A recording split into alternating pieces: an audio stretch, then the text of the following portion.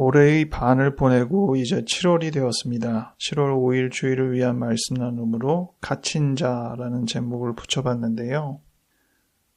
우리가 타인에게 의해 갇히는 적도 있지만 스스로를 가두는 적도 꽤 많이 있다고 봅니다.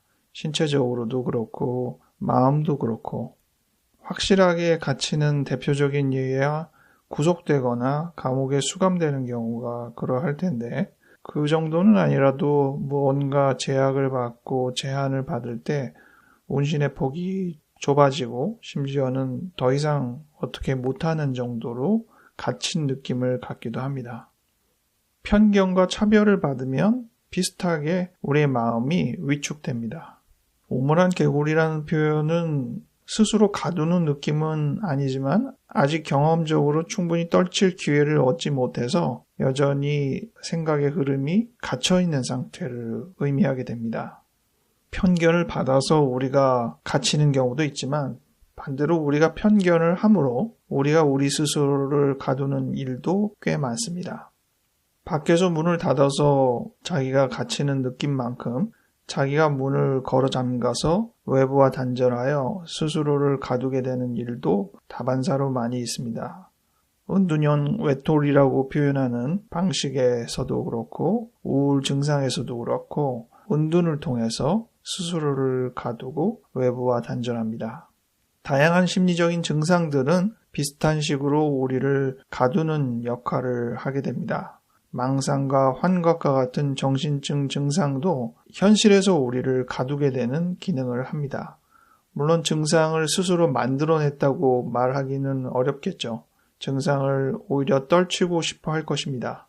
하지만 인간 내적으로는 이러한 증상들이 자기를 보호하기 위해서 자구책으로 만들어진 것이라는 점에 대해서 동의하게 됩니다. 오늘 성경을 통해서 특별히 많이 다루는 내용은 없습니다. 갇히거나 스스로를 가두는 상황들을 우리가 고려할 때 현재 우리도 예외가 아닐 것입니다. 여러분은 어디에 갇혀 있습니까? 또는 어떤 식으로 자기를 가두고 있습니까? 어떻게 그것을 해소하려고 합니까? 이 점을 생각해 볼 수 있는 시간이 되기 바랍니다. 오늘 주일 성서 일과 중에 스가랴서 9장 11절에서 12절에 보면 갇힌 자라는 단어가 11절에도 나오고 12절에도 나옵니다. 11절에 적힌 내용은 파란색으로 12절에 적힌 내용은 빨간색으로 표시를 했는데요. 번역이 각기 다르긴 하지만 다 원문으로는 한 단어를 번역한 것입니다.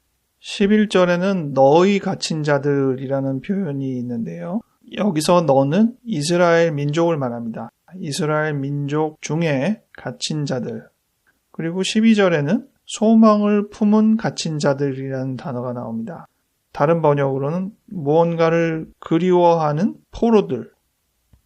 여기서의 갇힌 자라는 단어는 헬라어 데스미온을 의미하는 단어인데 이미 살핀 대로 갇힌 자, 사로잡힌 자, 포로라는 번역을 사용했고 영어 성경은 prisoner라는 공통된 단어를 쓰고 있습니다. 프리즈너라는 영어는 감옥에 갇혀있는 수감자를 의미하기도 하지만 보통의 번역에서는 죄수라고 번역하죠. 근데 여기서 죄수라는 번역은 잘 어울린다고 보기는 어려워요.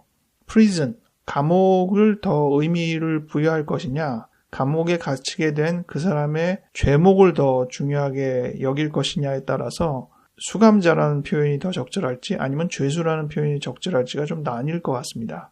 오늘 본문들의 대부분의 내용들은 갇히게 된 죄목보다는 갇힌 상태를 더 강조하게 되는 것으로 보입니다. 왜냐하면 자신들의 죄로 갇힌 상태만 의미하는 게 아니라 포로와 같이 타인의 의도에 의해서 부당하게 갇혀있는 경우도 본문에 포함되어 있기 때문입니다. 다시 본문을 보되 이번에는 이 갇힌 자라는 단어를 주목하진 않고 이 갇힌 자들을 하나님이 어떻게 하시려고 하는지를 주목해 보겠습니다. 하나님은 이스라엘 백성 중에 갇혀있는 자들을 풀어주겠다고 했습니다. 개정개역에는 놓았다라는 표현을 썼는데 영어 성경은 free, 자유롭게 해방시켜주겠다는 것입니다. 이 갇혀있는 환경을 좀 더 정확하게 묘사한 표현은 물 없는 구덩이, 감옥이라고 할 수도 있는데 저는 요셉이 떠오릅니다. 형들이 요셉을 구덩이에 가둬놓죠. 그러다가 지나가는 상인한테 요셉을 팔아넘기는데 그가 그 구덩이에 갇혀 있을 때에는 이러다가 거기서 죽는 건 아닌지 두려움에 빠져 있을 수 있는 그런 상황이었다고 생각합니다. 또 12절에 보면 갇혀 있으나 소망을 품은 자들이 요새로 돌아올 것이라는 언급을 합니다. 공동번역에서는 그리던 고향으로 돌아온다라는 표현을 썼는데 의역이냐 직역이냐라는 뜻으로 보입니다. 그들이 안전한 환경으로 돌아가는 것을 고대하는 것이죠. 그들이 갇혀 있으면서 소망을 품게 되는 이유는 갇힌 것으로 끝나지 않고 여기서 해방될 수 있겠다라는 기대를 부여하기 때문에 그렇습니다. 우리가 바라는 해방, 갇힌 상태에서 벗어나 안전하고 자유로운 상태로 이동시키는 것. 다른 위협이 와도 자신을 보호할 수 있는 안전하고 든든한 곳이라는 생각을 이 말씀을 통해서 하게 되죠.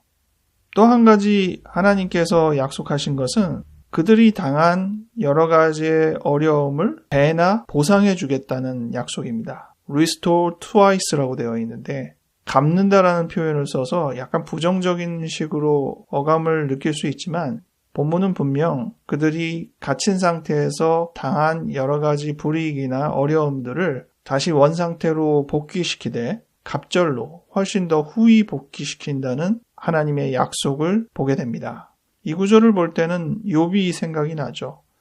우리가 앞서 생각했던 많은 갇힌 상태, 또 스스로를 가둔 상태를 해방시키기 위해서 우리가 해야 될 노력은 무엇일까요?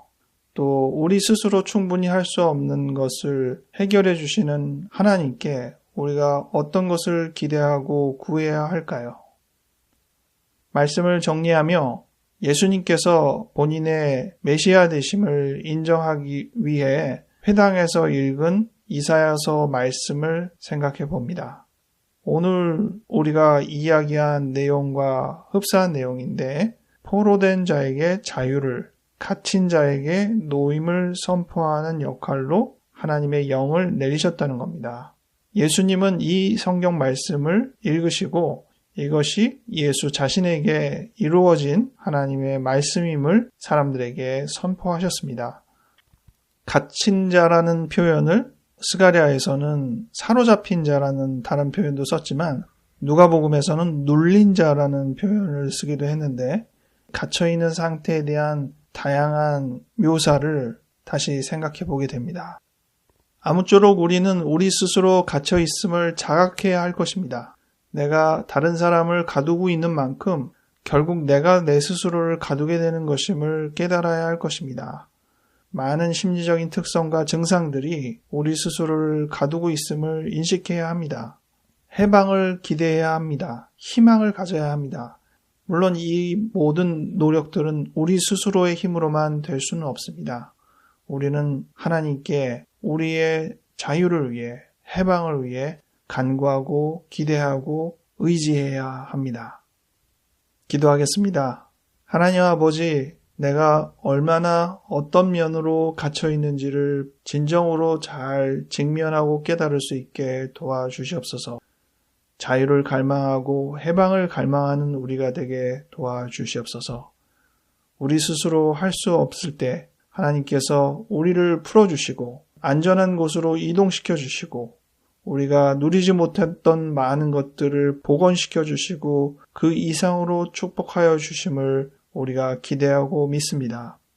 아무쪼록 하루라도 더 빨리 우리의 갇힌 상태를 벗어나서 하나님이 기대하시는 그런 모습으로 생활할 수 있도록 우리를 도와주시옵소서. 감사드렸고 예수님 이름으로 기도하였습니다. 아멘.